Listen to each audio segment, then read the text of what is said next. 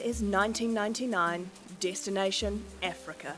Like I'd gone looking for adventure, as I think a lot of kids do, and I'd found it, but I didn't realise just how much jeopardy I was in. Sven was travelling in a minivan with other locals when he found himself in the middle of a hostage situation. Child soldiers pulled a chain or a rope across the road, and we pulled over the two vans and everybody out. He managed to bribe his way out and escaped into neighbouring Rwanda. He had nothing. Didn't know where I was, didn't know anybody, no bag, no money, 18 years old and nervous. And then a homeless guy called Johnson came up on his crutches. Johnson took Sven under his wing. I followed him to the homeless shelter. This was my bed here. I'm almost certain. He gave us 30 cents or whatever for him and 30 cents for me, the money that he'd been begging for that day, and we stayed, and he fed me. If you can remember back to the 90s or paid attention in history class, you'll know Rwanda suffered an horrific civil war. Johnson was a victim of that violence. He had terrible damage to his legs, which had been caused in the genocide, and then he'd lost his wife and his 8 children to the conflict. After spending nearly a week with Johnson, he was out one day and was offered a seat on a bus out of there. He took it. I had to go right away. No chance to say goodbye to Johnson or to thank him. So life really couldn't be much different for you now, could it? No, it's pretty pleasant, especially on a day like today.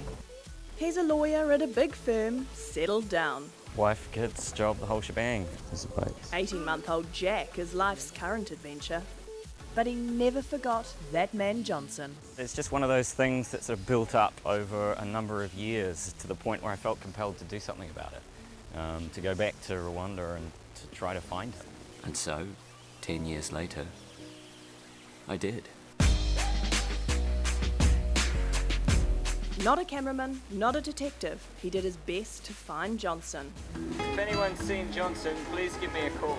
Finding one person in 10 million on a first name is definitely a challenging experience, and there's a lot of humour in that. Documenting it all, hoping he would have something to make a film out of. They are going to talk to me about the possibility of making an announcement on the radio. The calls came flooding in, 4,000 or 5,000 calls in the first night. A combination of well wishers and false leads and people who were claiming to be Johnson. Arriving home with hours and hours of footage. Sven was still unsure whether he had a story worth telling. My first thought when I looked at the footage was, this is a mess. What do I do with this? But with a professional filmmaker on board, as well as Peter Jackson's post-production facilities, things started to take a turn. The story is about a man looking for a man. That's it, that's the story. And that's the footage, for better or for worse, that what's been brought back. So the film had to be that original footage. So now, this labour of love is ready for the big screen. All worth it, was it? Worth it. Would I do it again? I don't think so. And if you're wondering how the story ends, The one thing you can't tell us is whether you find Johnson.